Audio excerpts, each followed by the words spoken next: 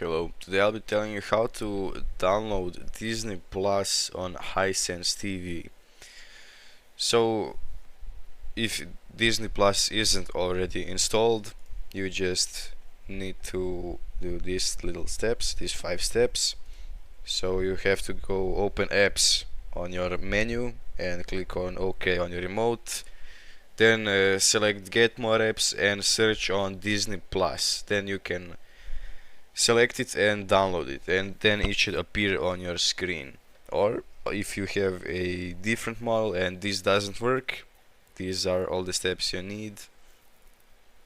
So you have to hit the home button on your remote, then navigate to your HDMI 1, then select add channel and search for Disney Plus. Once you have found it, just click on install. Thanks for watching. If you found this video helpful, please leave a like and subscribe.